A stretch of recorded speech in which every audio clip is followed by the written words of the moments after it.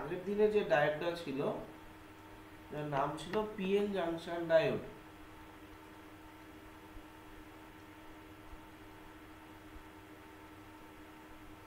আর এখন যেটা আমি দেখতে পাচ্ছি স্ক্রিনে, এটা হচ্ছে জেনার ডায়োড। জেনার একজন সায়েন্টিস্টের নাম, ঠিক আছে? জেনার একজন সায়েন্টিস্টের নাম হয়। তো জেনার কি করেছিল, ডিফারেন্স কি করেছিল যাতে এই ডায়োডটা ইউজ করা যায়।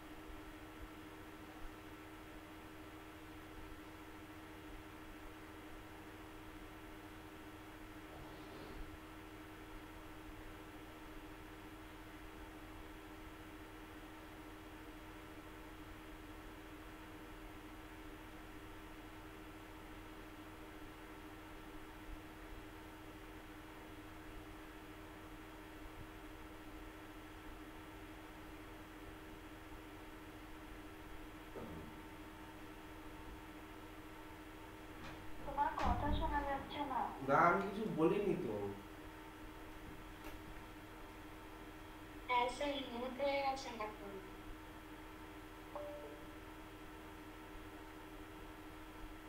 আমি কিছু বলিনি, কিছু বলিনি।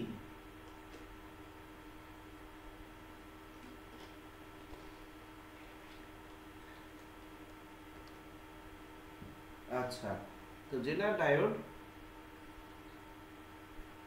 এই কি এমন ডিফারেন্স হয় এই ডায়োডে নর্মাল ডায়োডের সাথে?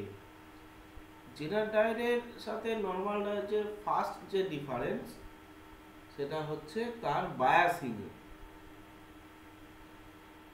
বায়াসিং এ ফরওয়ার্ড বায়াস, আমরা নর্মাল ডায়োড যেটা, সেটাকে আমরা ফরওয়ার্ড বায়াসে ইউজ করি টু গেট দ্য কারেন্ট। আগের দিন আমি বলেছি, আচ্ছা আগের দিনে আমি এই যে যেটা এঁকেছিলাম, একটা জিনিস আমি বলিনি, সেটা হচ্ছে ডায়োডের সার্কিট সিম্বল। ডায়োডের সার্কিট সিম্বল, কারণ এটাকে আমরা সার্কিটে যখন ইউজ করব তখন যে ইয়েটা দেব সেটা হচ্ছে এইটা,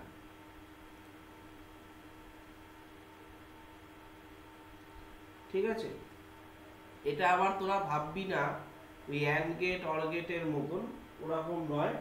এটা দেখতে এই রকম, ঠিক আছে? এবং এর পি সাইডটা হচ্ছে এইটা, আর এন সাইডটা হচ্ছে এইটা। আর সে আর জেনার ডায়োডের সার্কিট সিম্বল হচ্ছে, জেনার ডায়োডের সার্কিট সিম্বল হচ্ছে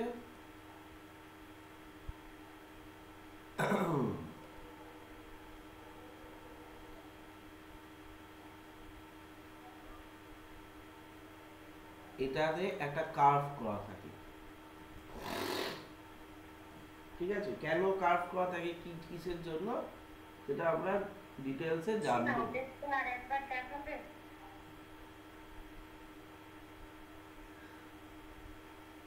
হ্যাঁ স্যার। আচ্ছা, তো এই যে সার্কিট সিম্বল, এটা পি এটা এন, একই রকম কনফিগারেশন, পি এন। এবার কথা হচ্ছে যে এর ইউজটা কোথায়, মানে এটাকে আমরা কিভাবে ফার্স্ট আইডেন্টিফাই করি আগে, যে ওই আগেরটার সাথে এইটার কি কি জায়গায় ডিফারেন্স আছে। ফার্স্ট ডিফারেন্স হচ্ছে, আমি বললাম যে এই ডায়োডটাকে পিএন জাংশন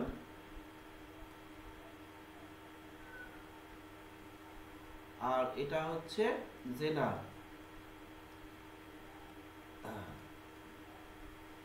এইটা পিএন জাংশনকে কারেন্ট পাওয়ার জন্য আমরা ফরওয়ার্ড বায়াসিং এ ইউজ করি।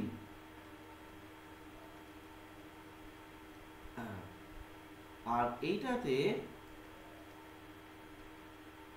এটাতে আমরা জেনারকে ইউজ করি ইন রিভার্স বায়াস। ঠিক আছে। আর 2 নাম্বার ডিফারেন্স হচ্ছে ডোপিং কনসেন্ট্রেশন।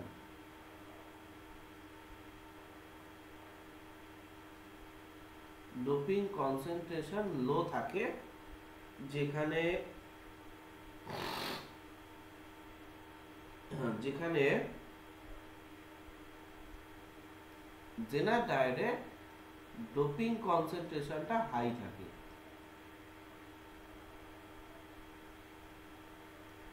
এই দুটো স্ট্রাকচারাল ডিফারেন্স আমার পিএন জাংশনের সাথে জেনারে আছে। আর এটা হাই থাকার জন্য এর ওয়াট, এটা পাওয়ার রেটিংটা কম থাকে। পাওয়ার রেটিং মানে হচ্ছে কারেন্ট ইনটু ভোল্টেজ। পাওয়ারের ফর্মুলা তোরা জানিস, P = IV। পাওয়ার রেটিং এটা লো থাকে, জেনারেল পাওয়ার রেটিং হাই থাকে। পাওয়ার রেটিংটা হাই থাকে। এইগুলো হচ্ছে তোর সার্কিটের আমাদের ডিফারেন্স জেনারের সাথে ইয়ে। এবার তুই চলে আয় আমাদের আগের গল্পে। এই গল্পে এখানে আমরা রিভার্স বায়াস ইউজ করেছি। আচ্ছা, আমি ছবিটা আজকে আবার নতুন করে বানাই, কারণ কিছু মডিফাইড হবে, চেঞ্জেস আছে এখানে, সেটা যাতে ক্লিয়ার হয়। তোরাও ছবিটা বানিয়ে ফেলবি, আমার সাথে সাথে দেরি করবি না।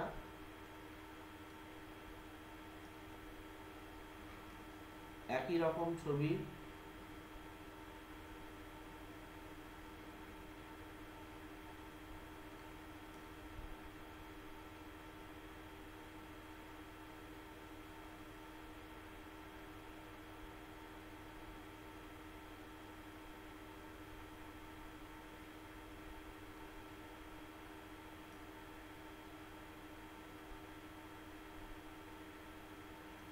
আচ্ছা,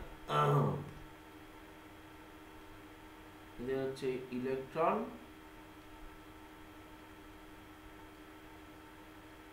আর ওদের কাছে হচ্ছে হোল। এটা এন টাইপ, এটা পি টাইপ।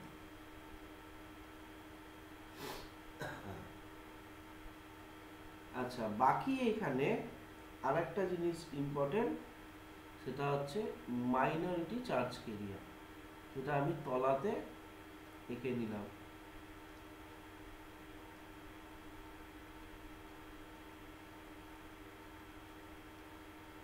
আর এদিকে হচ্ছে মেজরিটি চার্জ, এদিকেও মাইনরিটি চার্জ কেরিয়ার।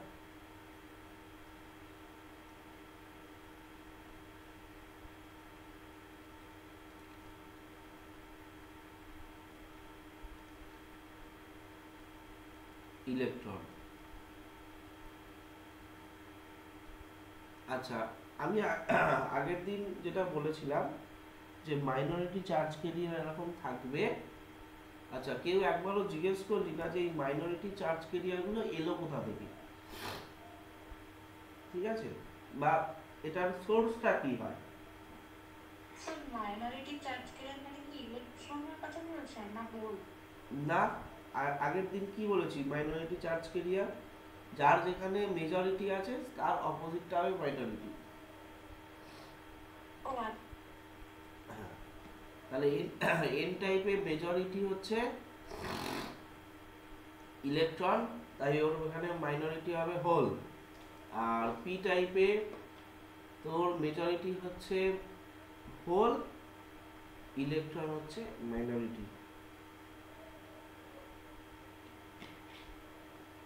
আচ্ছা, এই যদি গল্প হয়, আচ্ছা একটা জিনিস মনে রাখবি যে মাইনরিটি চার্জ ক্যারিয়ারদের সোর্সটা হচ্ছে হিট।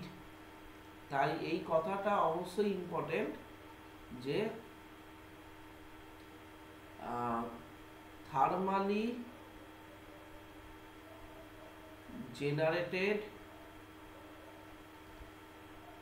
Minority charge carrier.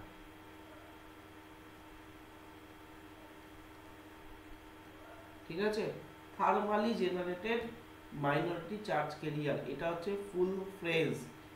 সবসময় এটাকে আমরা একসাথেই বলবো, থার্মালি জেনারেটেড, তার মানে এদের মেনলি সোর্সটা হচ্ছে এই মাইনরিটিদের, সেটা হচ্ছে থার্মাল হিট। এই জন্য সেমিকন্ডাক্টিং মেটেরিয়াল সব জায়গায় ইন্ডাস্ট্রি বানানো যায় না, কারণ হচ্ছে এখানে শুধু টেম্পারেচার থেকে শুরু করে ডাস্ট পার্টিকেল, ঠিক আছে, এত কিছু এখানে মাথায় রাখতে হয়। কোনো রকম ল্যাবের মধ্যে যেন কোনো রকম কোনো ডাস্ট পার্টিকেল না থাকে। এবং সেমিকন্ডাক্টর ল্যাবগুলো প্রত্যেকটা ইয়েলো লাইট দিয়ে বাউন্ড থাকে, যেরকম তোরা সেই ভাইরাসের ল্যাবগুলো দেখেছিস সেই রকম। কারণ এখানে যে যে স্ট্রাকচারটা আমি এঁকেছি, এই স্ট্রাকচারটা একটা তোর হচ্ছে ছুঁচের থেকেও পাতলা একটা স্ট্রাকচার। ঠিক আছে, তো খুব সাবধানে কাজ করতে হয় এগুলো নিয়ে। আচ্ছা, হিট ওয়েভে কিভাবে তৈরি হচ্ছে কোনগুলো? মাইনরিটি চার্জ ক্যারিয়ার্স গুলো।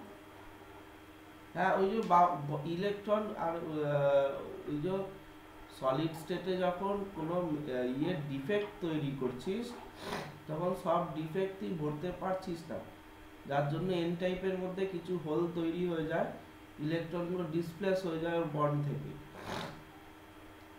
তো পজিশনাল ডিফেক্টের জন্য। এবার ওই ইলেকট্রনগুলো ডিফেক্ট হয়ে যাচ্ছে কিসের জন্য? কিছুটা এনার্জি পাচ্ছে টেম্পারেচার থেকে। ঠিক আছে। আচ্ছা, তো এবার দেখ, এই ইলেকট্রনগুলো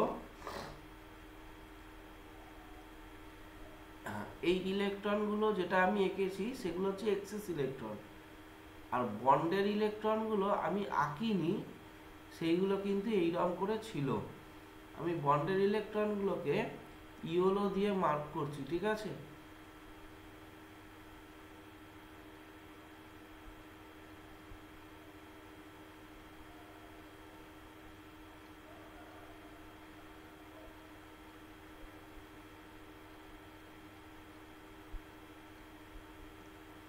এগুলো ছিল তো আগের দিন, বন্ডের ইলেকট্রনগুলো এইভাবে থাকে তো। হ্যাঁ স্যার। আচ্ছা,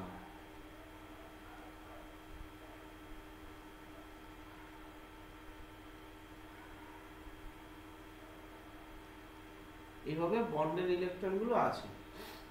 এবার তুই যখন রিভার্স বায়াস অ্যাপ্লাই করেছিস, ঠিক আছে, রিভার্স বায়াস অ্যাপ্লাই করেছিস,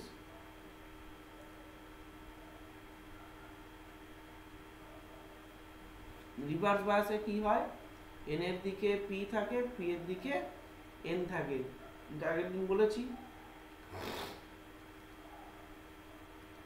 আচ্ছা, তো এইখানে গিয়ে যখন এই হোলগুলো এসে অ্যাকিউমুলেট হবে, ঠিক আছে, আর এখানে এসে যখন ইলেকট্রনগুলো অ্যাকিউমুলেট হবে ব্যাটারি থেকে, তখন একটা ইন্টারেস্টিং ঘটনা ঘটবে। এটা হচ্ছে, প্রথমে আমি যখন ব্যাটারি ভোল্টেজ এখানে রিভার্স বায়াস আছে, তো আমি -0.1 দিয়ে স্টার্ট করলাম। তার মাইনাসটা বোঝালাম আমি কি মিনিং করে, যে এটা ব্যাটারিটাকে আমি রিভার্সে নিয়েছি। বোঝাতে পারলাম না? স্যার আরেকবার বলবেন? ব্যাটারির ভোল্টেজটাকে আমি নেগেটিভে লিখেছি, এটার মানেটা হচ্ছে the negative sign indicates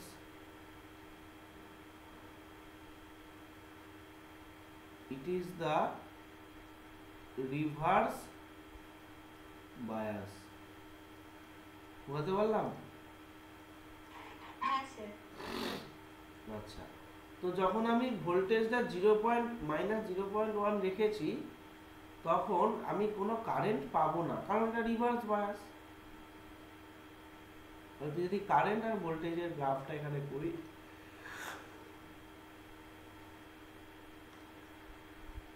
-0.1 volt, এটা ভোল্ট আর এটা কারেন্ট, তাহলে কারেন্ট আমি 0 পাচ্ছি। এটা তো খুব অবভিয়াস, এটা আগের দিনও ক্লিয়ার একদম, কোনো রকম ভাবে কারেন্ট এখানে যাতায়াত করবেই না। আমি ভোল্টেজ আর একটু বাড়ালাম, তাতেও দেখছি কারেন্ট 0। এরকম করে করে আমি মোটামুটি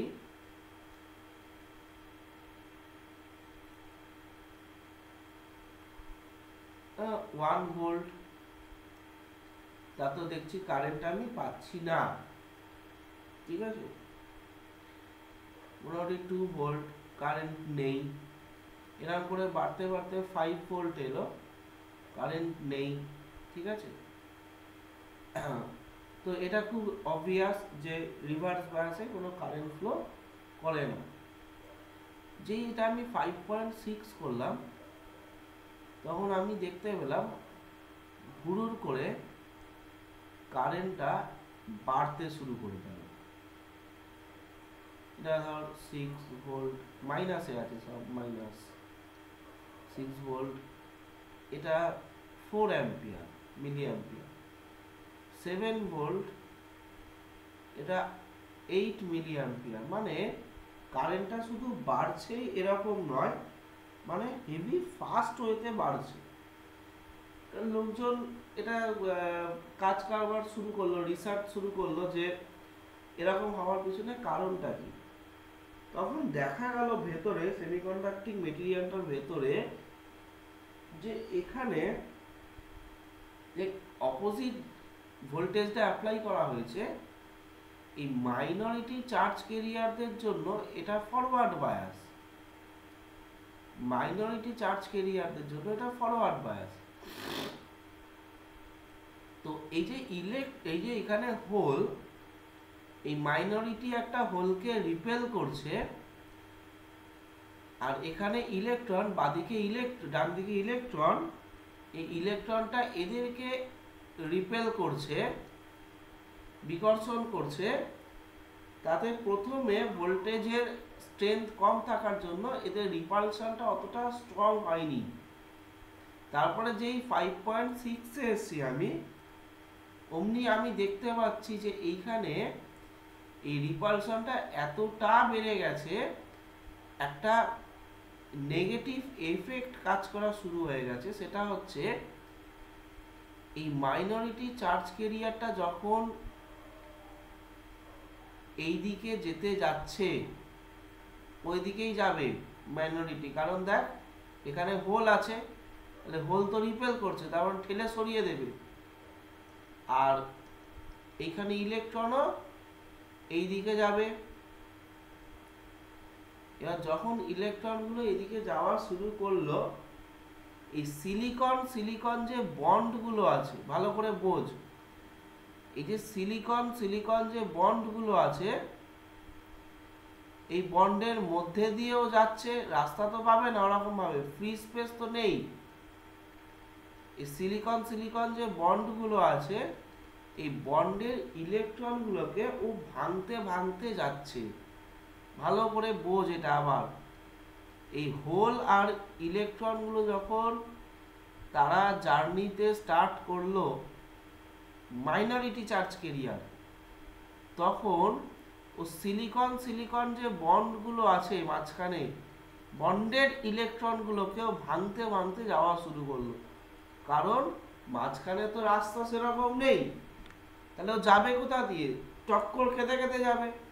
আর নিউক্লিয়াসের সাথে তো ইলেকট্রন পেরে উঠবে না, তাহলে পারবে কাদের সাথে? বন্ডের ইলেকট্রনগুলোর সাথে। তাহলে ওগুলোকে ভাঙতে ভাঙতে ও সামনের দিকে এগিয়ে যাবে। তার মানে in few second, in fraction of second, minority charge carrier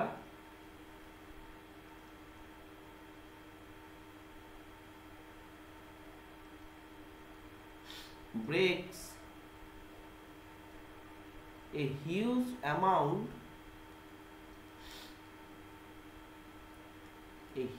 amount bonded electron pairs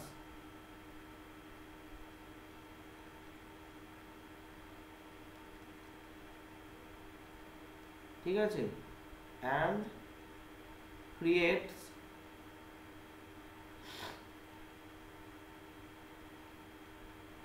a lots of free electrons। তাহলে এই বন্ডের ইলেকট্রনগুলোকে যদি ও ভাঙতে ভাঙতে যায়, তাহলে এইখানে ফিউ সেকেন্ডের মধ্যে প্রচুর ইলেকট্রন তোর তৈরি হয়ে গেল, যে ইলেকট্রনগুলো ফ্লো করা শুরু করে দেবে। তার মানে দেখ, এদিকে তাকা, রাইট সাইডে প্রচুর ইলেকট্রন ব্যাটারি থেকে এসে দাঁড়িয়ে আছে, আর এই বন্ডের ইলেকট্রনগুলো ভেঙে গেল। তাহলে এই বন্ডের ইলেকট্রনগুলো যেই ভেঙে গেল, তখন এই বন্ডের ইলেকট্রনগুলো যাওয়া শুরু করে দেবে, এইদিকে যাওয়া শুরু করবে। তাহলে ইলেকট্রন যদি যাওয়া শুরু করে, ইলেকট্রনের অ্যাবসেন্স তৈরি হবে এই পজিশনে, এই পজিশনগুলোতে যে জায়গাগুলোতে ইলেকট্রন বেরিয়ে যাচ্ছে অ্যাবসেন্স তৈরি হবে। তাহলে ইলেকট্রনের অ্যাবসেন্স মানে কি? তাহলে এখানে কি তৈরি হয়ে যাবে? হোল তৈরি হয়ে যাবে। আর ইলেকট্রন যদি এদিকে চলে আসে, ইলেকট্রনগুলো সব এইদিকে চলে আসবে। তাহলে আর এইখানে এইখানে হোলগুলো বসেই আছে এই ইলেকট্রনগুলোকে নেবে বলে, টপ এইখানে হোলগুলো ইলেকট্রনগুলোকে নিতে থাকবে, আর এইখানে যে হোলটা তৈরি হয়েছিল সেগুলো ইলেকট্রনগুলো এসে ফিল আপ করে দেবে। তার মানে গোটা রাস্তাতে পুরো ইলেকট্রনের একটা মুভমেন্ট পাওয়া গেল, সেটা হচ্ছে এই দিক থেকে এই দিকে।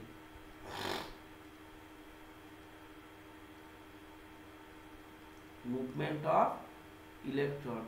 তাহলে কারেন্ট কোন দিকে পাওয়া যাবে? তার অপোজিট ডাইরেকশনে, মানে এই দিকে, এই দিকে কারেন্ট পাওয়া যাবে।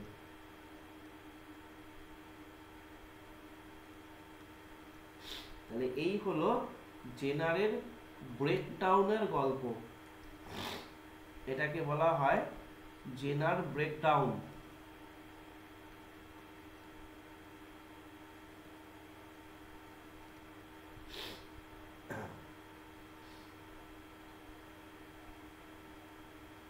বুঝতে পেরেছিস? তারপরে জেনার ব্রেকডাউন যেই হয়ে গেল, তারপরে জেনারের ভোল্টেজ খুব কম বাড়লেই কারেন্ট হুড় করে বেড়ে যায়। ঠিক আছে, আমি এই যে এখানে দিয়েছি 5.6, এরপরে -5.7 করলেই কারেন্ট অনেক বেড়ে যাবে। 5.71 কারেন্ট আরো বেড়ে যাবে। ঠিক আছে, তো গ্রাফটা দেখতে যেরকম হবে সেটা হচ্ছে দেখাচ্ছি। গ্রাফটা দেখতে হবে এইরকম।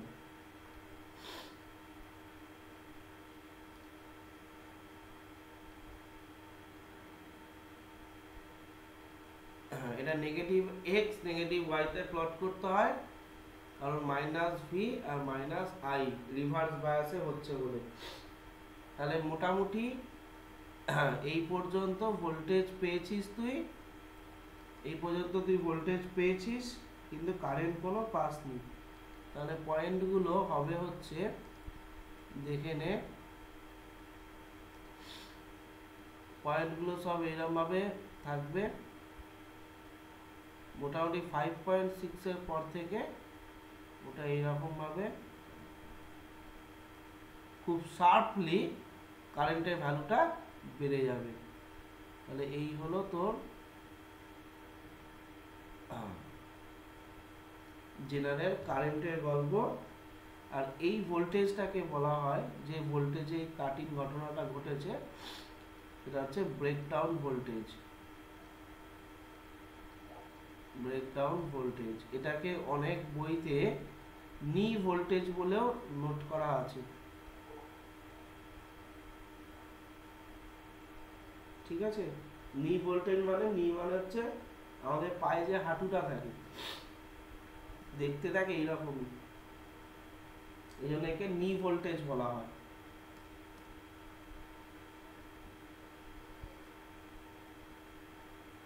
তাহলে জেনার ব্রেকডাউনের গল্প কে বুঝতে পারিস নি সেটা বল, কোনো কোশ্চেন থাকলে বল।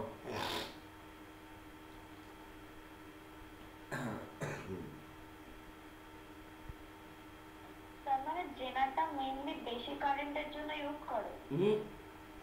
না, জেনারটার ইউজটা অন্য জায়গায় আছে। তুই আমাকে বল জেনারের প্রিন্সিপালটা বুঝতে পেরেছিস কিনা।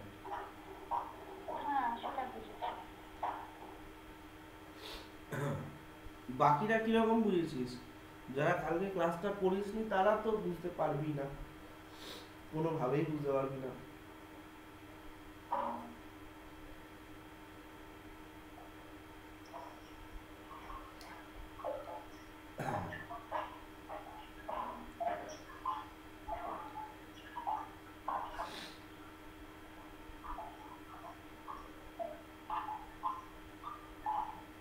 আচ্ছা, বাকিরা বুঝতে পেরেছিস?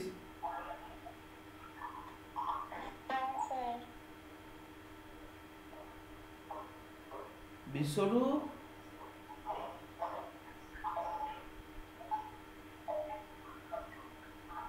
এ বিশ্বরূপ,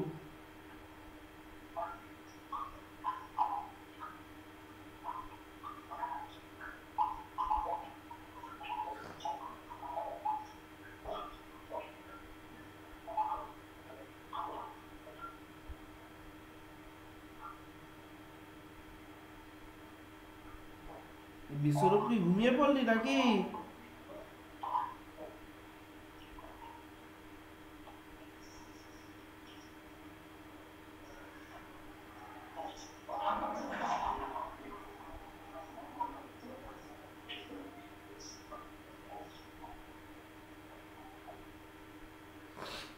আচ্ছা,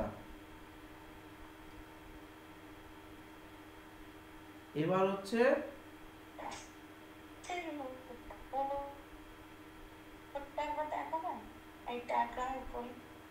এই ডায়াগ্রামের উপরে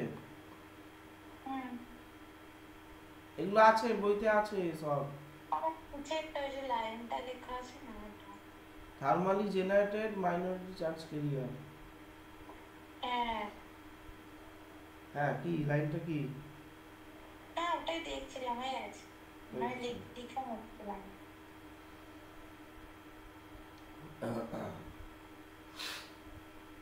আচ্ছা, তাহলে জেনার ব্রেকডাউন, তাহলে এই সিম্বলে, সার্কিট সিম্বলে কেন এই এই ইয়েটা করা হয়েছে বুঝতে পেরেছিস?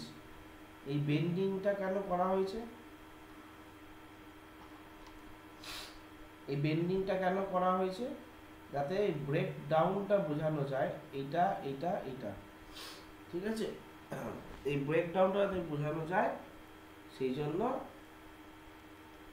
ইয়েটা বোঝানো হয়েছে, এটা। আচ্ছা, নেক্সট যে টপিকটা হচ্ছে সেটা হচ্ছে জেনারের যে স্পেসিফিকেশনটা আমরা দেখলাম, যে জেনারকে আমরা এইরকম রিভার্স বায়াসে ইউজ করা হয়, এর ফলে কারেন্টের অ্যামাউন্টটা হিউজলি বেড়ে যায়। তো তাহলে কারেন্টের অ্যামাউন্ট যদি হিউজ বেড়ে যায়, তাহলে তুই দেখ ওয়াট রেটিংটা, মানে পাওয়ার রেটিং, সেটাও কিন্তু যথেষ্ট হাই হবে, তাই না? পাওয়ার রেটিং মানে হচ্ছে ভোল্টেজ ইনটু কারেন্ট। তাহলে কারেন্টের ভ্যালুটা যদি হাই হয় তাহলে কিন্তু পাওয়ারটাও হাই হবে। ওই জন্য জেনারকে একটু যথেষ্ট ভালোভাবে বানানো থাকে যাতে ওর মধ্যে কোনো রকম ডিসক্রিপেন্সি না আসে, মানে কারেন্টের ভ্যালু হাই থাকার জন্য মেশিনটা পুড়ে যেতে পারে, বার্ন আউট হয়ে যেতে পারে। তো সেটাকে আটকানোর জন্য ওকে অনেক প্রোটেকশন দিয়ে তৈরি করা হয়। আর সেকেন্ড রিজনটা হচ্ছে হাই ডোপিং কনসেন্ট্রেশন কেন থাকে, কারণ এটাকে আমি কোন বায়াসে ইউজ করছি, রিভার্স বায়াসে। তাহলে রিভার্স বায়াসে যদি ইউজ করা হয় তাহলে আমার যে ডায়োডের রেজিস্ট্যান্স, মানে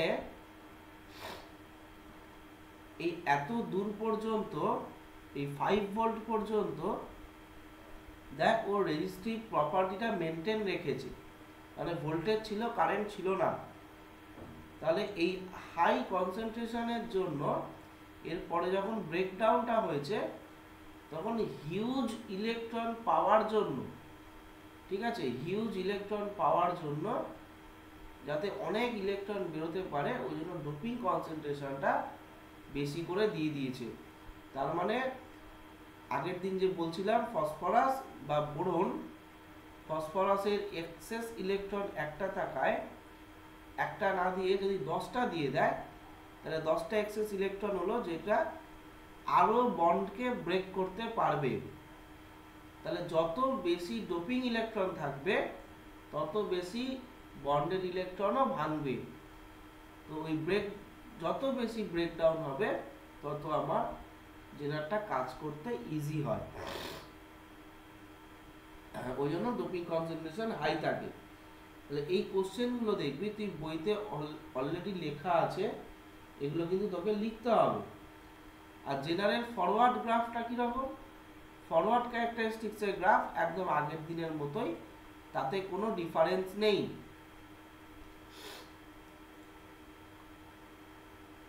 এটা রিভার্স, এটা রিভার্স ক্যারেক্টারিস্টিক্স কার্ভ। আর ফরওয়ার্ডের গ্রাফটা কিন্তু আগের দিনের মতোই, তাতে কোনো ডিফারেন্স নেই।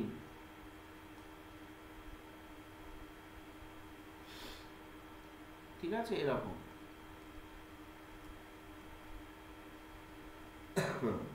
এটা আগের দিনের একদম, এটা it is same like PN junction diode. এবার কথা হচ্ছে পিএন জাংশন ডায়োডকে যদি তুই এরকম রিভার্স কন্ডিশনে রেখে তুই যদি এক্সপেরিমেন্টটা করিস তাহলে ডায়োডটা বার্ন আউট হয়ে যাবে, ডায়োডটা ড্যামেজ আউট হয়ে যাবে। কেন? কারণ ওর পাওয়ার রেটিংটা অত হাই থাকে না যে ও হাই অ্যামাউন্ট অফ কারেন্টও অ্যাবজর্ব করতে পারবে। এবার ওর বডির মধ্যে দিয়ে যখনই high amount of current pass করে যাবে তখন হিট জেনারেট করে ওই ডায়োডটাকে ড্যামেজ করে দেবে। ঠিক আছে, এই হলো তার রিজন। আচ্ছা, জেনারকে আমরা ইউজ করি কোথায়? জেনারের ফার্স্ট ইউজটা হচ্ছে আমার as a voltage, use of জেনার।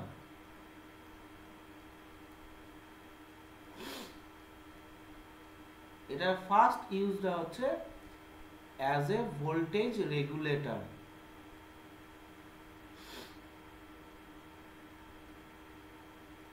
দেখ, as a voltage regulator, voltage regulator মানে কি? রেগুলেটর মানে কি, কি মানে বুঝিস তোরা আমাকে বলতো? রেগুলেটর মানে কোনো জিনিসকে বাড়ানো বা কমানো যে ডিভাইসটা করে সেটা। আচ্ছা, বাড়ানো বা কমানো।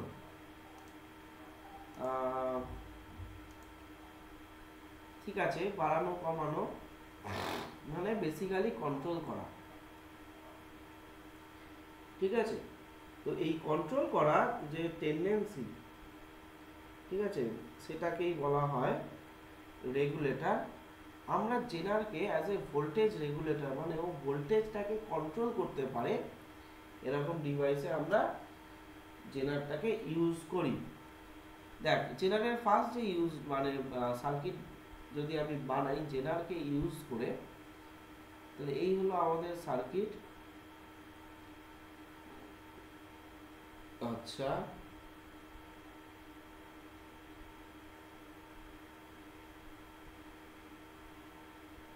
ছবিটা এঁকে ফেলবি, বসে থাকবি না।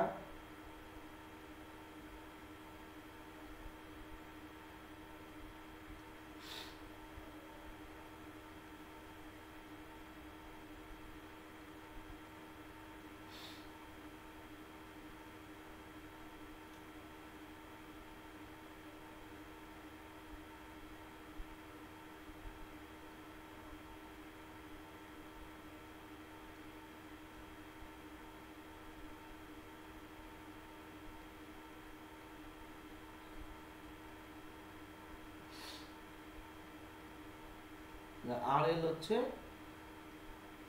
Load resistance. আমি মিনিং সব বুঝিয়ে দিচ্ছি, তুই আগে লেখাটা লেখ আর ড্রয়িংটা কমপ্লিট কর।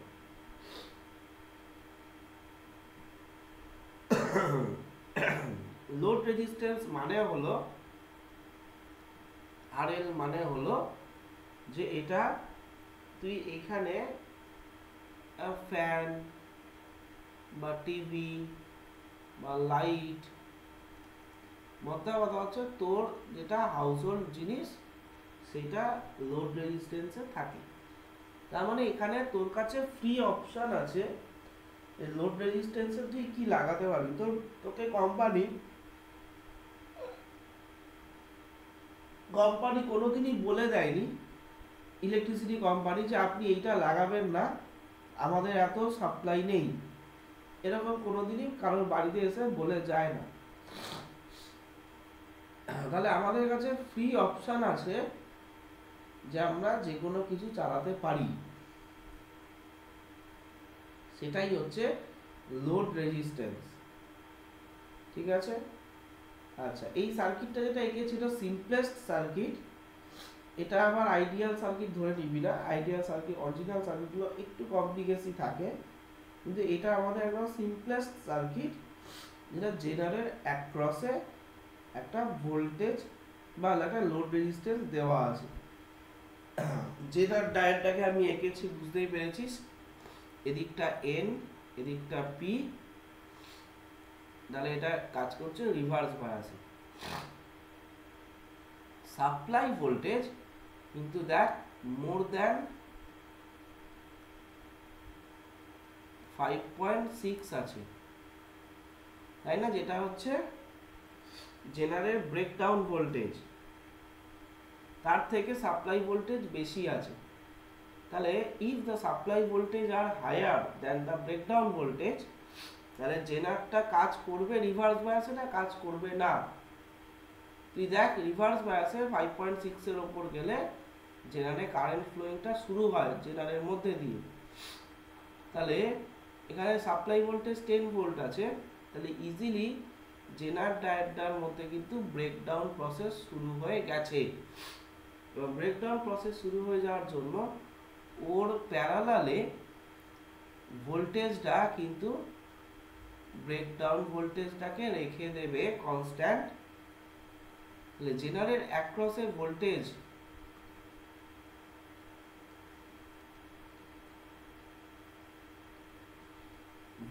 Across the genre,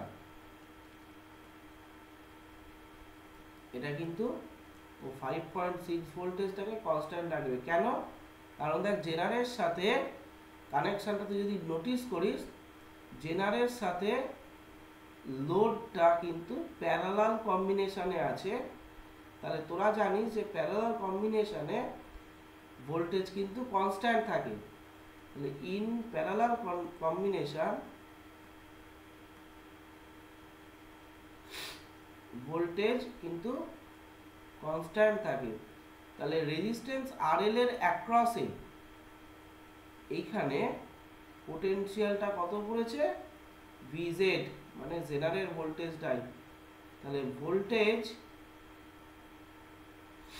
across the load resistance 5.6 volt. দেখ তুই গ্রাফের টেন্ডেন্সিটা দেখলেই তুই ক্লিয়ার হয়ে যাবে। তুই দেখ কারেন্টের ভ্যালু বাড়তেই পারে, কিন্তু এই নি ব্রেকডাউন ভোল্টেজটা আর এই দিকে বেড়েছে, বাড়ে নি। তাহলে যদি ব্রেকডাউন ভোল্টেজ না বাড়ে, মানে ভোল্টেজটা যদি না বাড়ে, তাহলে জেনারেল অ্যাক্রসে তুই যাই লাগাবি না কেন, ও ভোল্টেজটা কিন্তু 5.6 এ কন্ট্রোল করে রেখে দেবে। এই জন্য এই সার্কিটটাকে বলা হয় রেগুলেটর সার্কিট। তুই এখানে 10 ভোল্টটা যদি আজকে 12 ভোল্টও হয়ে যায়, 12 ভোল্টও হয়ে যায়, তাতেও কিন্তু জেনারেল অ্যাক্রসের ভোল্টেজ কিন্তু 5.6ই থাকবে। এটা কেউ বুঝতে পারলি না?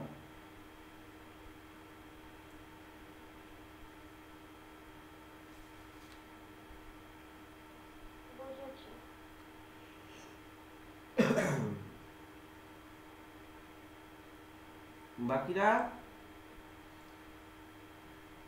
বাকিরা কি ঘুমাচ্ছিস? বুঝেছি। এই তুই কোথায় গেছিলি ফোনটা অন করে? আমার কাছে ছিল। আমি তো তারপর মিউট করলাম।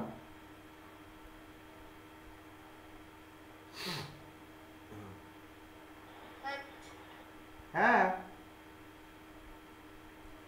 বাথরুমে ফ্ল্যাশের আওয়াজ হচ্ছিল। সেই তো। আচ্ছা, অনন্যা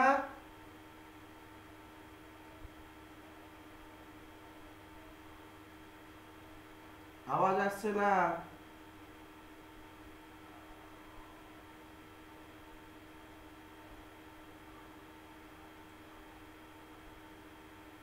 বিশ্বরূপ ও গভীর নিদ্রায়। মেধা খুশি আসো। যাই হোক, ঠিক আছে। তাহলে এই হলো জেনার ডায়োডের ওয়ার্কিং প্রিন্সিপাল। ঠিক আছে, তাহলে use of zener diode as a voltage regulator. আচ্ছা, হ্যাঁ বল। স্যার ওই লাইনটা ভোল্টেজ অ্যাক্রস জেনার 5.6 ভোল্ট নিচে ইন প্যারালাল কি লেখা আছে? In parallel In parallel combination, voltage remain constant. আছে। তাহলে এই হলো তোর জেনারেল ওয়ার্কিং প্রিন্সিপাল। আচ্ছা, আমাদের সিলেবাসে ট্রানজিস্টর তো এবারে বাদ দিয়ে দিয়েছে, তো ট্রানজিস্টরটা আমি আপাতত করাচ্ছি না। ট্রানজিস্টরটা আমি জয়েন্টের ক্লাসে যখন আমি এমসিকিউ করাবো তখন আমি ওখানে করাবো। ঠিক আছে, ট্রানজিস্টরটা আরও ইন্টারেস্টিং একটা জিনিস ছিল, কিন্তু ট্রানজিস্টর তো এবছর বাদ দিয়ে দিয়েছে। ট্রানজিস্টর আমাদের সিলেবাস থেকে মেবি বাদ আছে। কিন্তু ট্রানজিস্টরটা আমি জয়েন্টের ব্যাচে করাবো।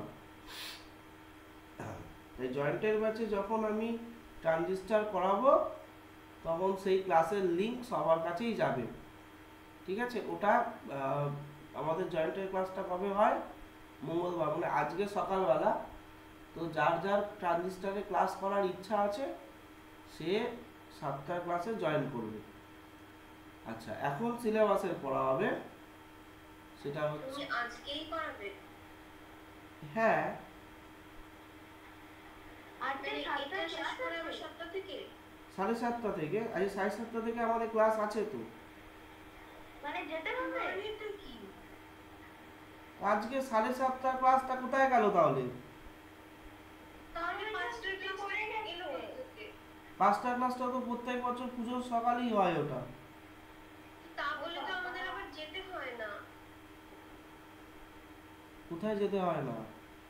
তোমার বাড়িতে আবার 7:30 ক্লাস করতে। হ্যাঁ, তো 7:30। আগের বার আমরা 5টায় গেছিলাম ক্লাস করতে। ওই যে পঞ্চমী না, ওটা ষষ্ঠী সপ্তমী গেছিলাম, তা বলে ওটা আজকে 2টো ক্লাস পর পর করে যায়নি। হ্যাঁ, চলে আসবি, মাঝখানে কথা বলিস না, মাঝখানে আধ ঘন্টা 1 ঘন্টা গ্যাপ থাকবে। আচ্ছা আচ্ছা, এরপরে হচ্ছে আমাদের, আচ্ছা, ডায়োডের ইউজ অফ ডায়োড। আরো এবার হচ্ছে নর্মাল আমাদের যে ডায়োডটা পিএন জাংশন ডায়োড, সেটাকে কোথায় ইউজ করা হয়।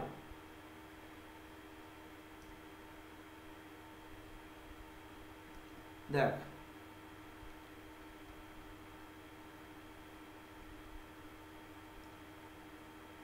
ইউজ অফ ডায়োড, এটা পিএন জাংশন।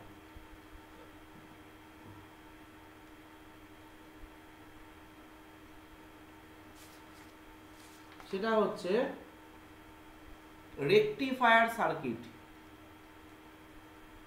যারা ইলেকট্রনিক্স পড়বি তারা এই জিনিসগুলো ভালো করে বুঝে নিস।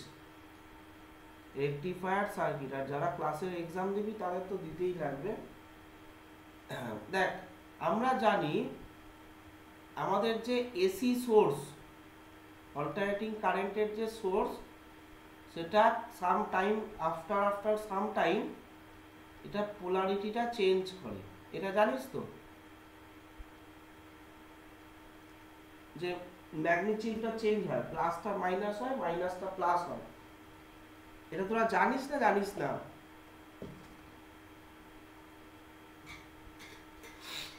অল্টারনেটিং কারেন্টে প্লাস মাইনাস চেঞ্জ হয়, এটা জানিস না জানিস না? জানি। বাকিরা? জানি। আচ্ছা, তো এই যে অল্টারনেটিং কারেন্টে যে চেঞ্জ হওয়ার গল্পটা, এটাকে রেকটিফাই করে ডিসিতে বানানো হয়। তো ডিসির কোনো চেঞ্জ কোনোদিনই হয় না, ডিসিটা কন্টিনিউ, প্লাসটা প্লাসই থাকে আর মাইনাসটা মাইনাসই থাকে। তাহলে কি করে হয় দেখ, আমি একটা সার্কিট আঁকছি, এই সার্কিটটা ভালো করে বুঝবি।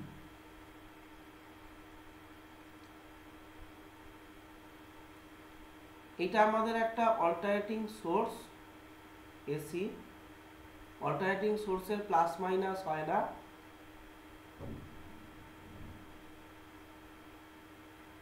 এটা একটা ট্রান্সফরমার আঁকছি। ট্রান্সফরমারটা কেন আঁকলাম ওটা আমি পরে বলবো, কিন্তু ট্রান্সফরমারটা হচ্ছে ভোল্টেজ কমিয়ে দেয়। যাই হোক, ভোল্টেজ কমিয়ে দেয় সেটা আলাদা বিষয়, কিন্তু কনভার্ট করে না। এটা একটা ডায়োড রেখেছি, এখান থেকে আরেকটা ডায়োড রাখলাম,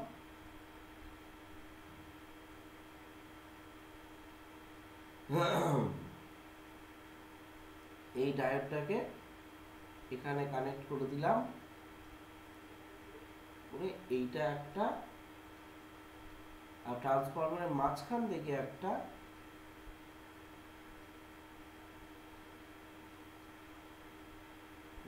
এইখানে একটা লোড রেজিস্ট্যান্স আমি লাগিয়ে দিলাম, লাইট ফ্যান কিছু একটা লাগিয়ে দিলাম। এটা এঁকে ফেল, সবাই এঁকে ফেল।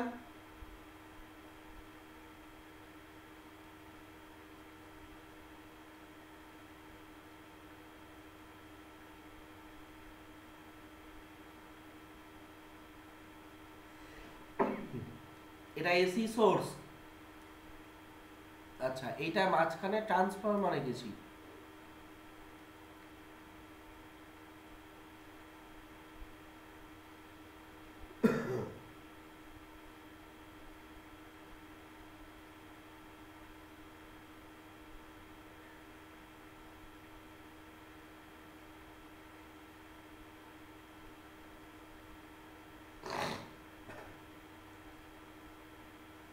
আচ্ছা দেখ, এসি সোর্সটা যখন পজিটিভ থাকছে, আচ্ছা তুই একবার অবশ্যই সবাই একটু নোটিস করবি ডিরেকশন অফ কারেন্টটা, যে কারেন্টের ডিরেকশনটা পাল্টাচ্ছে না পাল্টাচ্ছে না। দেখ এটা ফার্স্টে প্লাস ছিল, এটা মাইনাস ছিল, অসুবিধা নেই। তাহলে এইখানে ট্রান্সফরমারে প্লাস, ট্রান্সফরমারে মাইনাস। আচ্ছা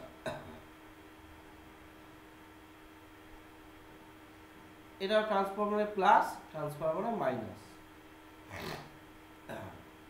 তাহলে ট্রান্সফর ডায়োড ওয়ানে ভালো করে নোটিস কর, পি সাইড হচ্ছে এইটা, এন সাইড হচ্ছে এইটা। তাহলে ডায়োড 1 আর ডায়োড 2 তে কোনটা দেখতো ফরওয়ার্ড বায়াসিং হয়েছে আর কোনটা রিভার্স বায়াসিং হয়েছে?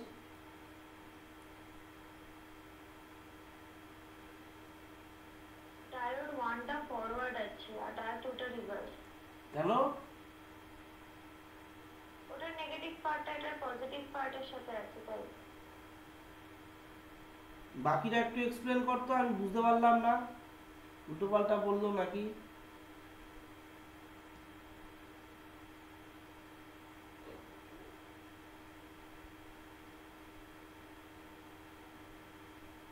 ডায়োড 1 আর ডায়োড 2 তে কোনটা ফরওয়ার্ড বায়াসিং এ আছে, কোনটা রিভার্স বায়াসিং এ আছে?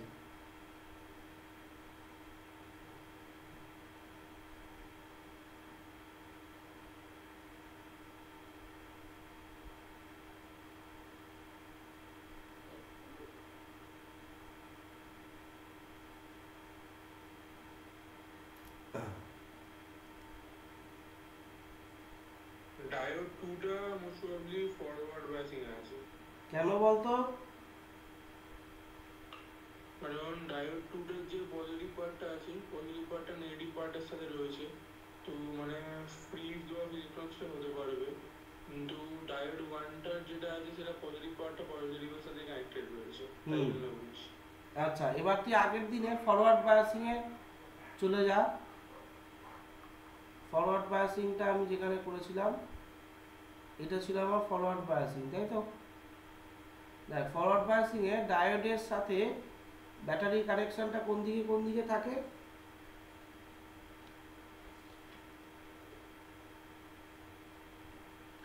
পজিটিভের সাথে নেগেটিভের দিকটা থাকে আর নেগেটিভের সাথে পজিটিভ দিকটা থাকে।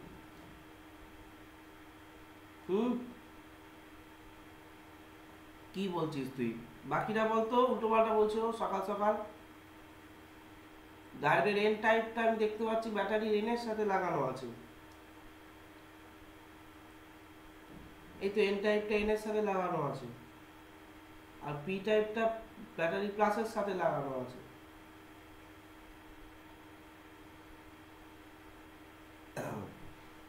তাহলে এইখানে কারেন্ট ফ্লো করেছিল তো, এই তো কারেন্ট দেখানো আছে।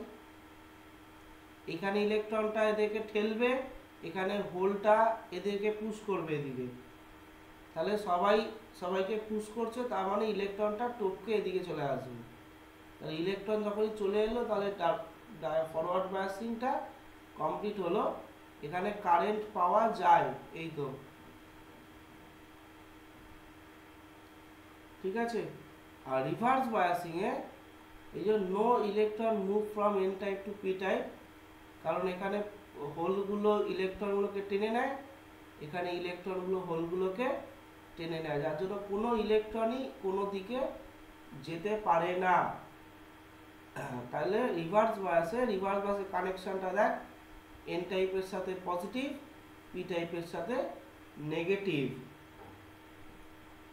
তাহলে আমার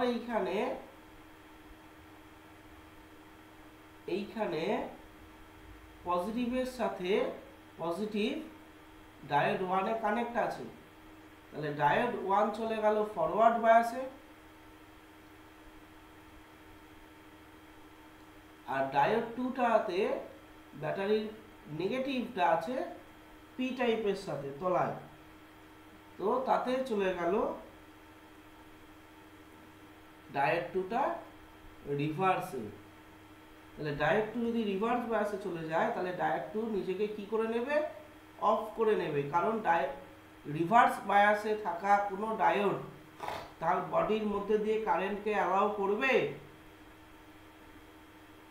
করবে না। আর ফরওয়ার্ড বায়াসে থাকা কোনো ডায়োড তার বডির মধ্যে দিয়ে কারেন্টকে অ্যালাউ করবে।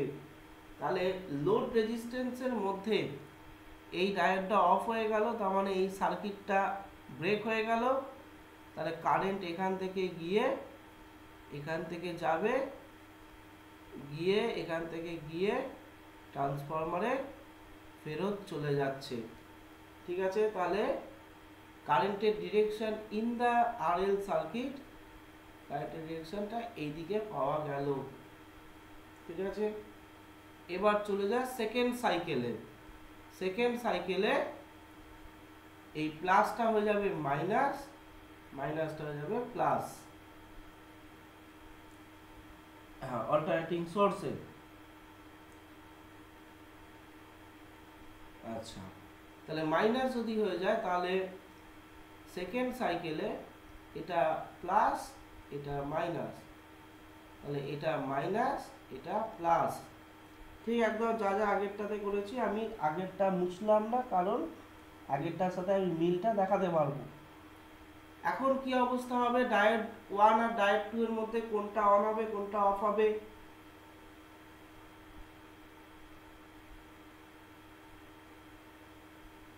বল। যেটা ফরওয়ার্ড হবে, মানে D2টা ফরওয়ার্ড হবে, একই কোয়ান্টাম রিভার্স। কেন?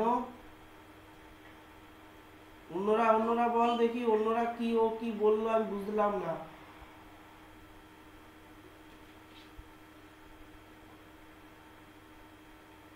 নিজেরটাই ফরওয়ার্ড হবে।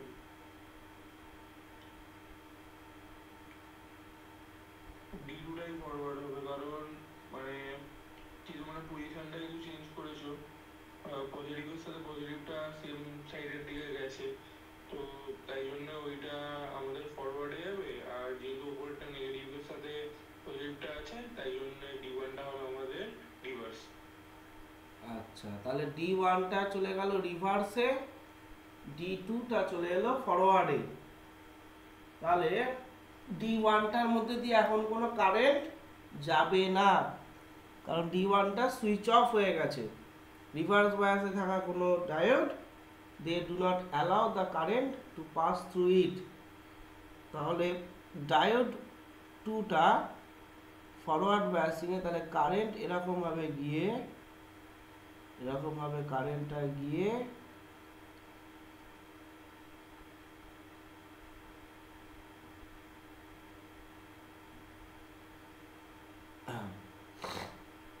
তাহলে লোড রেজিস্ট্যান্সের মধ্যে দিয়ে কারেন্টের ডিরেকশন স্টিল এইদিকে থাকলো।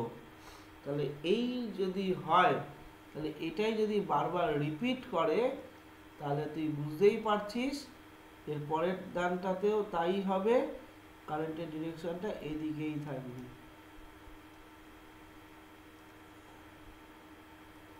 তাহলে লোড রেজিস্ট্যান্স কিছু বুঝতে পারবে যে ওকে এসি লাগিয়েছে না ডিসি লাগিয়েছে?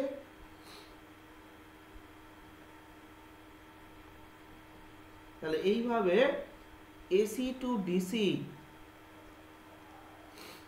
রেকটিফিকেশন করা হয়, মানে এসির যে ম্যাগনিটিউড চেঞ্জের যে প্রবলেমটা এটাকে রেকটিফাই করে ডিসির মতন কাজ করা হয়।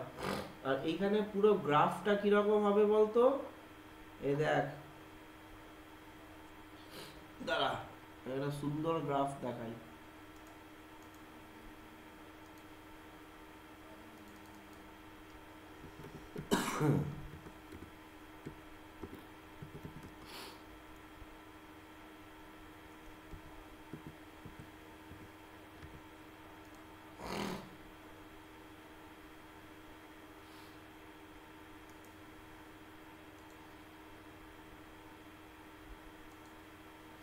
দেখ এই যে গ্রাফটা একদম দেখ রেকটিফিকেশনের সুন্দর গ্রাফ। এই যে ব্যাটারির পজিটিভ, এটা পজিটিভ, দেখ এটা পজিটিভ, এটা 0 মানে নেগেটিভ, ঠিক আছে। আবার এইটা পজিটিভ, এটা নেগেটিভ, ঠিক আছে। আবার এটা পজিটিভ, এটা নেগেটিভ। তাহলে এইভাবে এসি অল টাইম তার পোলারিটিটা চেঞ্জ করে। এবার আউটপুট ভোল্টেজ মানে হচ্ছে লোড রেজিস্ট্যান্সের যে ভোল্টেজ, সেখানে দেখ পজিটিভের জন্য পজিটিভ একই দিকে কারেন্ট কিন্তু মেনটেন ও রেখে দিয়েছে। তার মানে এই যে রেকটিফিকেশন সার্কিট গ্রাফ, এটা কিন্তু এক্সামে হাইলি ইম্পর্টেন্ট। এটা এসি কার্ভ, এটা হচ্ছে রেকটিফায়ার গ্রাফ, ঠিক আছে। তাহলে এই হলো ফার্স্ট ইউজ। আচ্ছা, মাঝে ট্রান্সফরমারটা কেন লাগানো আছে? ট্রান্সফরমারের কাজটা হচ্ছে ভোল্টেজটাকে কমিয়ে দেওয়া, ঠিক আছে। ভোল্টেজের পোলারিটি ট্রান্সফরমার চেঞ্জ করতে পারে না।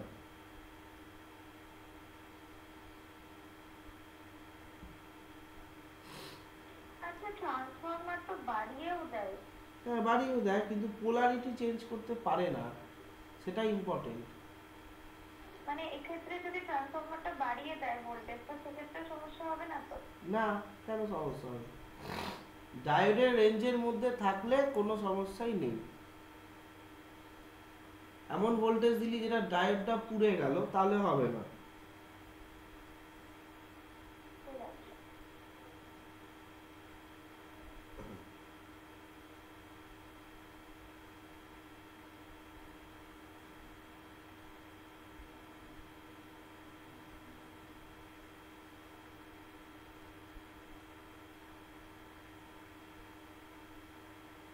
আচ্ছা,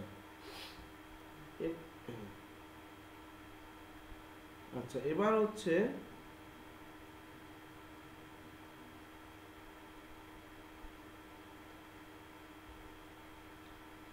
ডায়োড অ্যাজ এ রেকটিফায়ার হলো।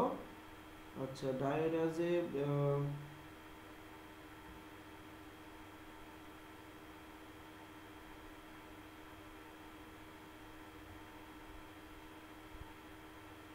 দাদা রেক্টিফিকেশনের উপরে নিউমেরিক্যাল আছে কখনো? না, একটা কোশ্চেন দেয় রেকটিফিকেশনে, সেটা হচ্ছে ফ্রিকোয়েন্সি চেঞ্জ কি হয়। তো ওটা আমি ওই এসি ক্লাস যখন করাবো তখন, নাহলে বোঝানো যাবে না, ঠিক আছে।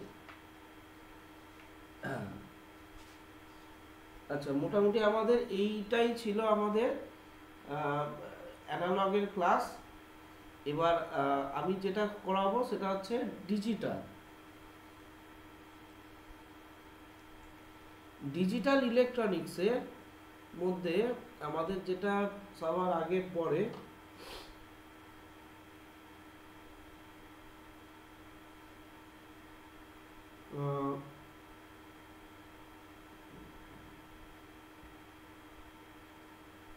আচ্ছা, ডিজিটাল ইলেকট্রনিক্সে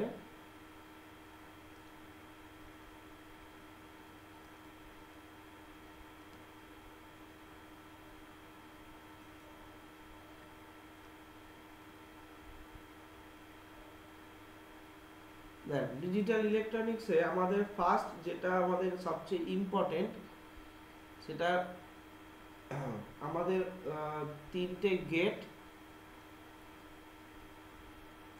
মানে হচ্ছে অ্যান্ড গেট, অর গেট আর নট গেট, ঠিক আছে। এইটার মধ্যে এই নট গেটটাতে আমার ট্রানজিস্টর আছে, ঠিক আছে। তো ট্রানজিস্টরটা আমাকে অলমোস্ট হালকা একটা পুড়িয়ে রাখতেই হবে। দেখ, সবার আগে আমাদের বল যে ডিজিটাল ইলেকট্রনিক্সের সব থেকে কমন যে নাম্বারটা, সেই নাম্বার সিস্টেমে 0 আর 1 এইটা আমাদের খুব ইম্পর্টেন্ট একটা নাম্বার। এবং ছোটোবেলা থেকে ফ্রম দ্য চাইল্ডহুড আমাদেরকে এটাই শেখানো হয় যে computer can not understand the any other things except than 0 and 1, যে কম্পিউটার অন্য কিছু আর মিনিং বোঝে না এই 0 আর 1 ছাড়া।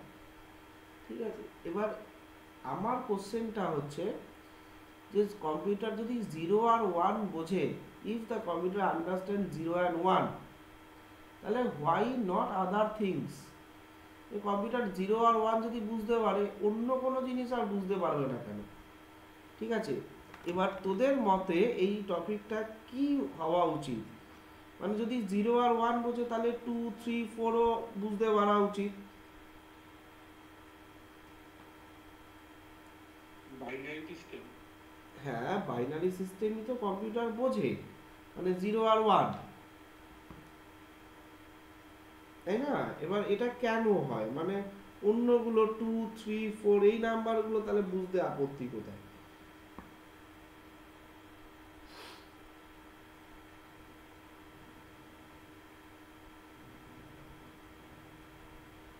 তাই না?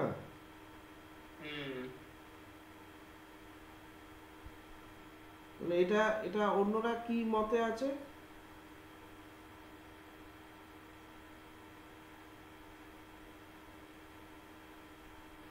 কোনো কারণে দাদা মানে ইন্টারপ্রেট করাতে পারে না কম্পিউটার।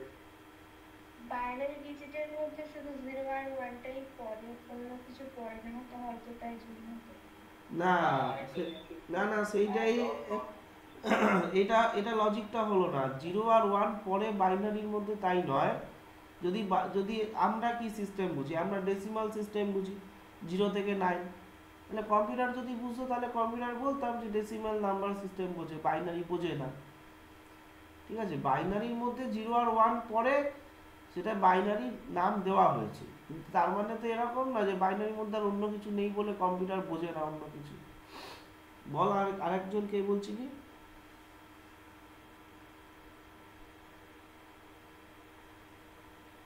একটা কে একটা বললো তো, ওই সময় থেকে যেটা বলছিল। কি বলছিলি বল?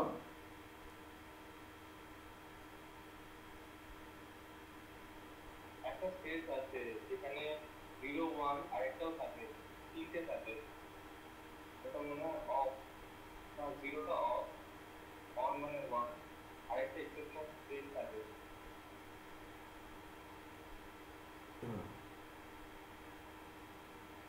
আচ্ছা দেখ, তো এইটা নিয়ে আজকে কিছু বলবি? আচ্ছা আচ্ছা, এটা নিয়ে আমাদের অনেক মানে ছোটবেলা থেকেই অনেক রকম সব, মানে এটা আমাদেরকে ভুল বোঝানো হয়। সেটা হচ্ছে 0 আর 1 এখানে কোনো নাম্বারই নয়। ঠিক আছে, দে আর নো নাম্বারস।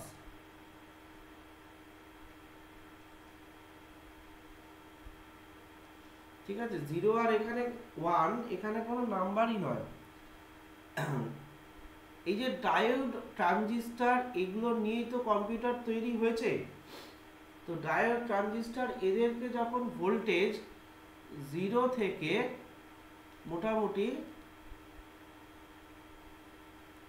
0 to 1.6 ভোল্ট এই রেঞ্জে ভোল্টেজ অ্যাপ্লাই থাকে, তখন কম্পিউটারে ওটা 0 স্টেট। আর ভোল্টেজ যখন ওই 1.6 to 5 or 12 ভোল্ট থাকে, সেই স্টেটটাকে বলা হয় 1 স্টেট। ঠিক আছে, তার মানে বেসিক্যালি এই জায়গায় 1.6 এর জায়গাতে এই ইলেকট্রনিক্স ইকুইপমেন্টগুলো অফ স্টেটে থাকে, এরা কাজ ওয়ার্কিংয়ে আসে না। আর 1.6 থেকে 5 ভোল্টের মধ্যে যত ভোল্টেজ রেঞ্জ আমার ইউজ হয়, সবাই অন স্টেটে থাকে, মানে ওয়ার্কিং আন্ডার কন্ডিশনে, মানে ওয়ার্কিং কন্ডিশনে থাকে। তাহলে এই হলো কম্পিউটারের 0 আর 1 এর রহস্য। ঠিক আছে, তার মানে ম্যাক্সিমাম টাইমটা সেই হিসাবে 1 স্টেটেই থাকে। না, এরকম কোনো কথা আছে নাকি? এরকম কোনো কথা আছে? যখন আমরা একটা সুইচ দিলাম কম্পিউটারে, হুম। তখন ওটা 1 হয়ে গেল, ওটা হুম। ইনপুটটা নেওয়ার জন্য, তাহলে ওটা জিরোতে থাকবে। হ্যাঁ, সেই জন্য অফ সিম্বলটা কোনোদিন দেখেছিস? যে কোনো পাওয়ার বাটনে এই সিম্বলটা থাকে। এটার মানে কি জানিস? এই সিম্বলটা থাকে তো পাওয়ার বাটনে, ওই ওয়ানটাকে কাট ডাউন করছে নাকি? এটা 1 আর 0। তাই ওই ওয়ানটাকে আমরা কাট ডাউন করে জিরোতে আনছি।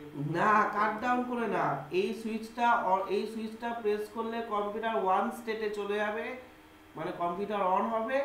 আবার এই সুইচটা প্রেস করলে কম্পিউটার 0 স্টেটে চলে যাবে, মানে কম্পিউটার অফ হবে। বুঝতে পেরেছো? হ্যাঁ। তো এই হলো আমাদের 1 আর 0 গল্প। আচ্ছা, এইখানে যে যে জিনিসগুলো ইম্পর্টেন্ট সেটা হচ্ছে বাইনারি ডেসিমেলের কনভার্সন। ঠিক আছে, বাইনারি ডেসিমেলের কনভার্সনে আমাদের নতুন যে জিনিসটা এখানে আছে সেটা হচ্ছে ডেসিমাল নাম্বারের কনভার্সন। তো 20.21 এটা হচ্ছে ডেসিমাল নাম্বার, এটাকে বাইনারিতে কনভার্ট করা, এগুলো দেখতে হবে, বাইনারিতে করতে হবে। বাইনারিতে কনভার্ট করার জন্য কি রুল আছে? সেটা হচ্ছে 20টাকে ডিভিশন করে করে যেতে হবে, রিমাইন্ডারগুলোকে লিখতে হবে। ঠিক আছে?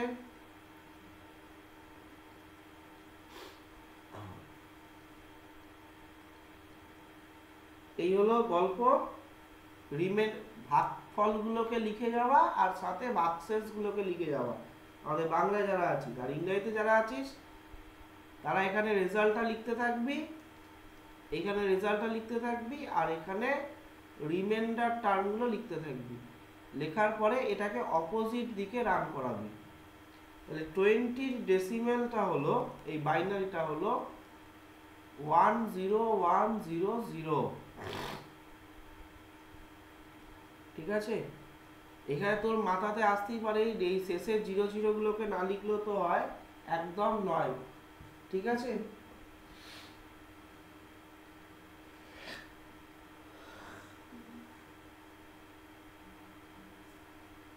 আচ্ছা, আর ডেসিমাল নাম্বারের সেটা হচ্ছে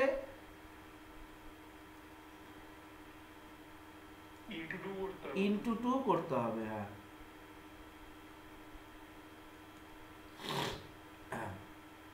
এটা হচ্ছে 0.21 ইন্টু 2,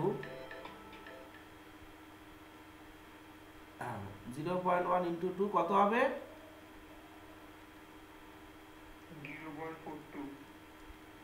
0.42। এখানে লিখতে হবে 0, ইন্টিজার ভ্যালুগুলো লিখতে হবে। ঠিক আছে?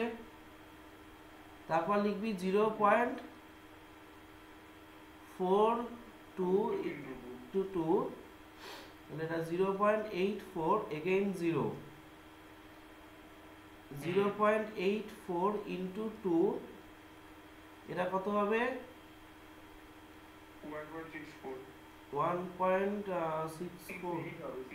1.68। এখানে লিখতে হবে 1, তারপর 0.68 ইন্টু 2, এরকম ভাবে এটা চলতে থাকবে। বুঝতে পেরেছিস? যতক্ষণ না, না না 4 ফার অবধি না, যতক্ষণ না তোর এই জায়গাটায় 0.00 আসছে ততক্ষণ এইখানে এটা চালিয়ে যেতে হবে। ঠিক আছে? তারপরে এটা লিখে ফেলবি এইভাবে, এটা নর্মাল উপর থেকেই লেখে। ঠিক আছে? তাহলে এই হলো ডেসিমাল নাম্বারের কনভার্সন, বাইনারি টু ডেসিমাল। আর ঠিক এর উল্টো প্রসেসটা হচ্ছে বাইনারি টু ডেসিমাল কনভার্সন। সেখানেও আমি একটা করে দেখাচ্ছি।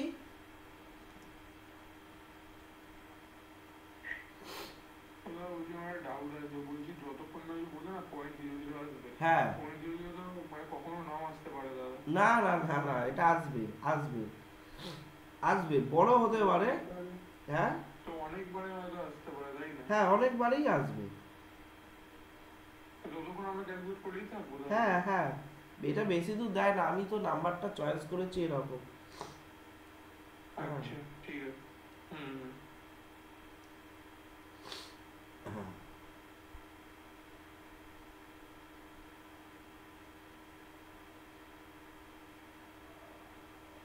হুম এটা ডেসিমেল নাম্বারটা অনেক বড়, অনেকটাই বড়, আমি ক্যালকুলেটারে করলাম তো, ঠিক আছে। ওটার আস্তে আস্তে অনেকটা পয়েন্টে আসবে। হ্যাঁ, পয়েন্টের পরে অনেকটা আছে। তো যতক্ষণ না 00 আসবে ততক্ষণ এটা করতে থাকতে হবে।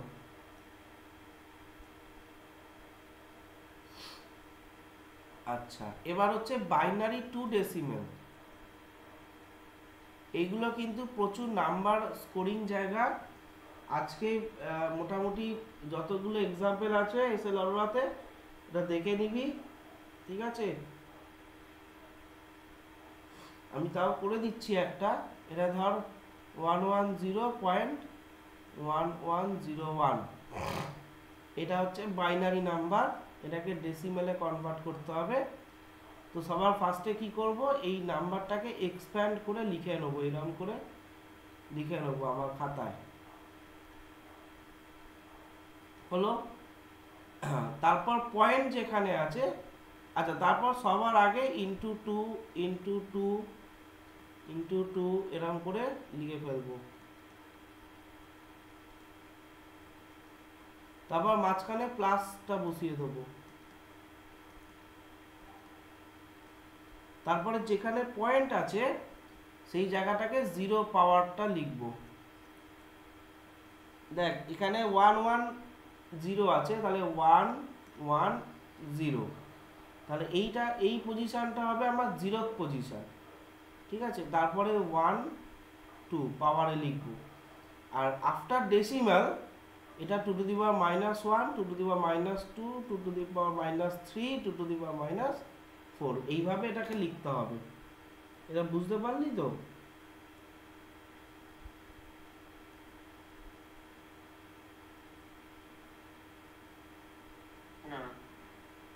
তাহলে এই যে ইয়েটা হলো, তাহলে 2 to the power 8 মানে 4 plus 2 plus 2 to the power 0 কত হবে?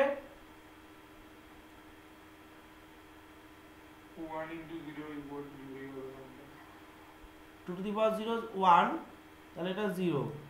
আচ্ছা, তারপর হচ্ছে 2 to the power -1, তার মানে 1/2 প্লাস 1/4 প্লাস 0 প্লাস 1/16, তাহলে এটা টোটালটা করে বল আমাকে কত হলো।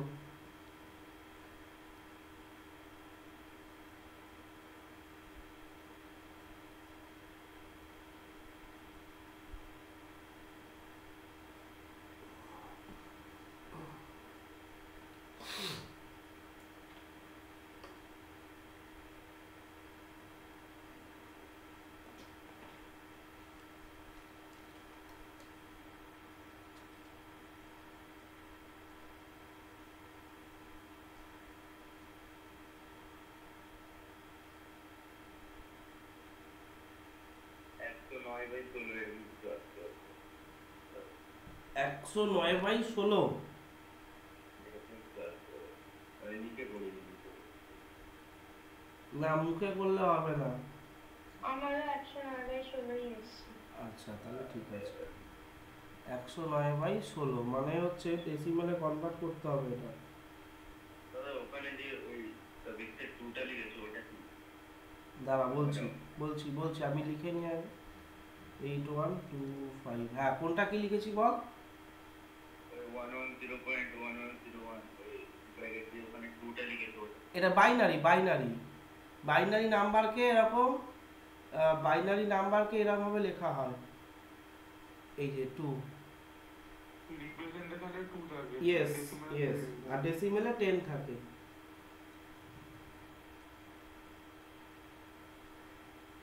ঠিক আছে, এই পুরো যেটা শিখলি তুই কনভার্সনটা, এই সেম কনভার্সন কিন্তু তোকে অক্টাল আর হেক্সাডেসিমাল দিয়েও দিতে পারে কোশ্চেনে, ওটা সিলেবাসে আছে। তখন এখানে ইনটু এই ডিভাইডেড বাই 2 করতে হবে, এই 8 করতে হবে।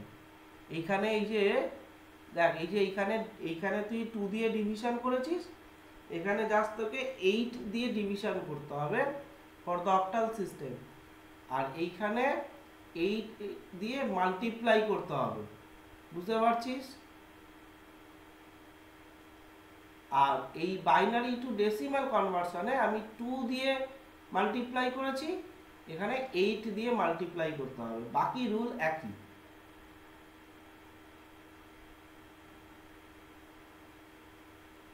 বুঝতে পারলি?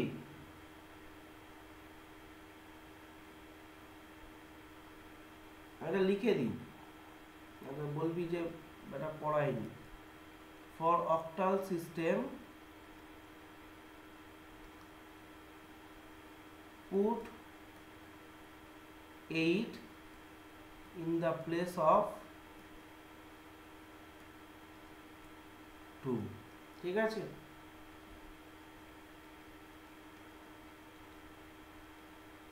অক্টাল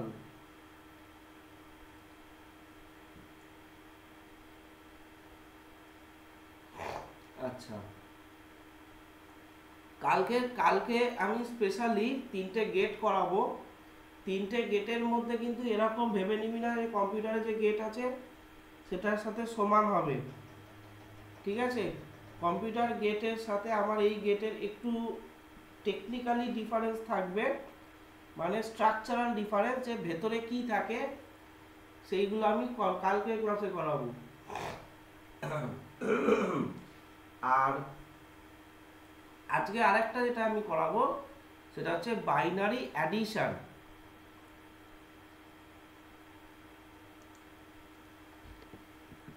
মানে অ্যাডিশন কি করে করতে হয় বাইনারি সিস্টেম।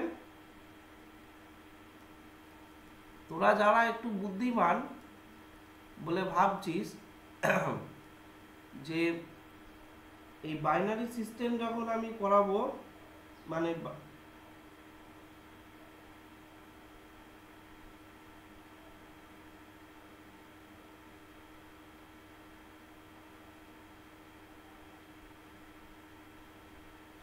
দাঁড়া 1 মিনিট,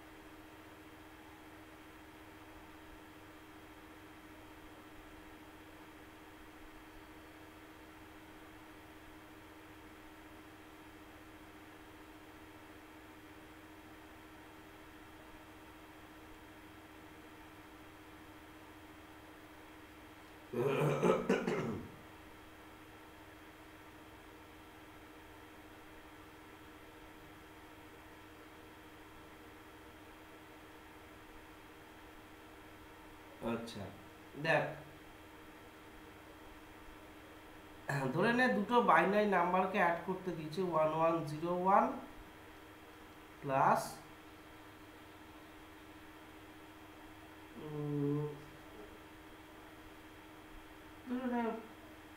1011। ঠিক আছে, তাহলে এই দুটো বাইনারি নাম্বারকে অ্যাড করতে দিয়েছে। তুই কি করলি, তুই বললি এই বাইনারি অ্যাডিশনটা শিখবো না, আমি এগুলোকে ডেসিমালে কনভার্ট করে তারপর অ্যাড করে নেবো। সেটা করলে কিন্তু কাউন্সিল পুরো কেটে শূন্য করে দেবে। ঠিক আছে, তো তোকে বাইনারি অ্যাডিশন শিখতেই হবে।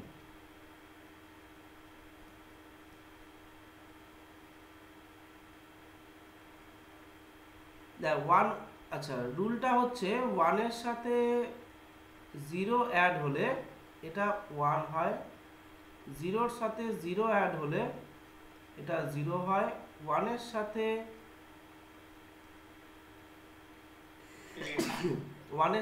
1 অ্যাড হলে 0 হয়, ক্যারিতে 1 যায়, আর 3টে 1 যদি অ্যাড হয় তাহলে 1 রেজাল্ট হয়ে ক্যারিতে 1 যায়। ঠিক আছে, এই হলো রুল। এই রুলটা বুঝতে পেরেছিস না পারিসনি?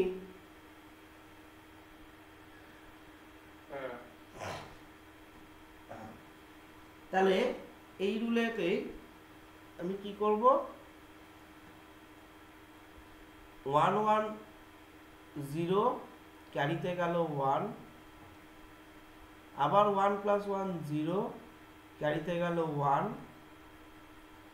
আবার 1 1 0 ক্যারিতে গেল 1, 3টে 1 অ্যাড হলো, এখানে 1 লিখলাম, ক্যারিতে গেল 1, যেটা ডাইরেক্ট বসে যাবে। দেখ বুঝতে পারলি না পারলি না?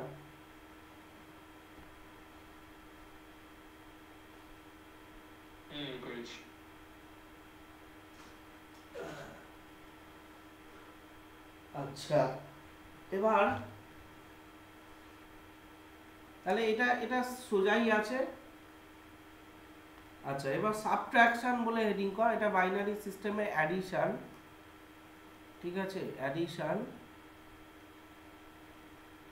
এবার হেডিং করা হচ্ছে সাবট্রাকশন, বাইনারি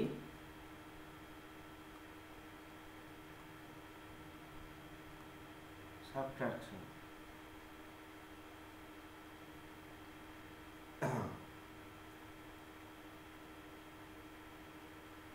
বাইনারি সাবট্রাকশনে আমাকে যেটা শিখতে হয় সেটা হচ্ছে দুটো জিনিস আছে, একটা হচ্ছে ওয়ানস কমপ্লিমেন্ট, টুস কমপ্লিমেন্ট।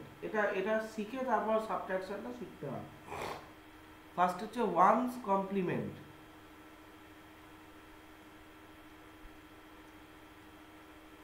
ধরে নে তোকে একটা গিভেন নাম্বার হচ্ছে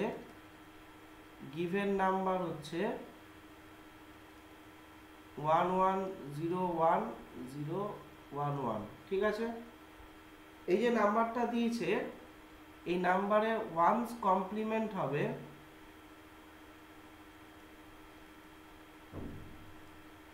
বল স্নেহা, বল কত হবে?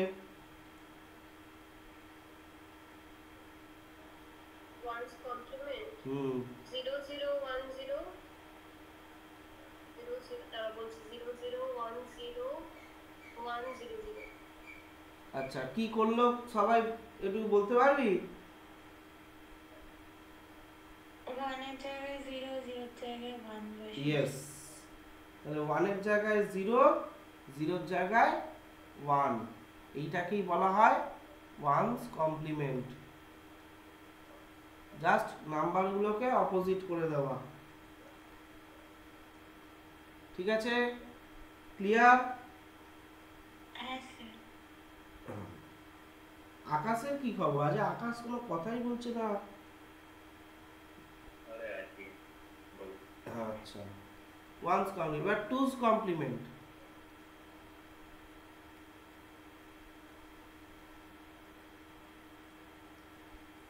টুস কমপ্লিমেন্ট যদি ধর তোকে এই নাম্বারটাই গিভেন করে দেয় 1101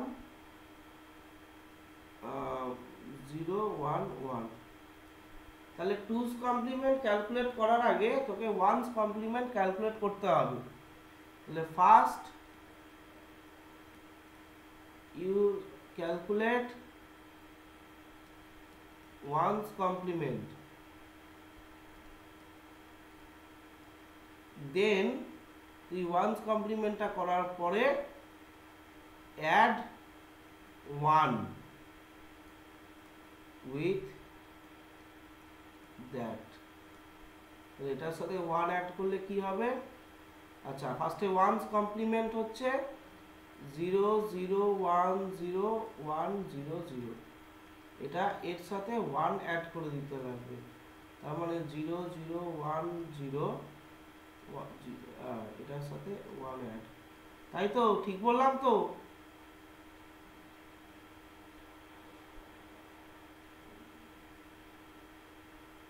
এই ঠিক বললাম? হ্যাঁ আচ্ছা, তাহলে এই হলো ওয়ানস কমপ্লিমেন্ট, টুস কমপ্লিমেন্ট। ঠিক আছে, আর আজকে আর ক্লাসটা আর এক্সটেন্ড করবো না, মাইনাসটা শেখাতে বড় ব্যাপার আছে, মাইনাসটা একটু খটোমটো আছে, যাই হোক খটোমটো না, সিম্পলই আছে, মনে রাখার বিষয় খালি। তো ওটা থেকে পরের দিন করবো। আজ 7টা অলরেডি বেজে গেল। আরে কি রে, আজ চতুর্থী নাকি? পঞ্চমী।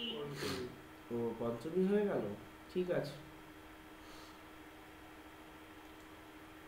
আজকে পঞ্চমী, সেটা তুমি জানো না? না আমি তো এই হিসাবটা এখনো আমি পাইনি না, কবে কোনটা ষষ্ঠী সপ্তমী, এক একজনের কাছে এক এক রকম শুনছি। আচ্ছা বলছি যে তোমাদের স্কুল কবে খুলবে? আমাদের স্কুল কবে বলতো অনিরুদ্ধ? 18-18 দিকে হবে। এই তো সবে ছুটি পড়লো, এখনই খোলার চিন্তা কেন? 18 তারিখ বলবে। ঠিক আছে। কেন? ক্লাসটা এন্ড করি।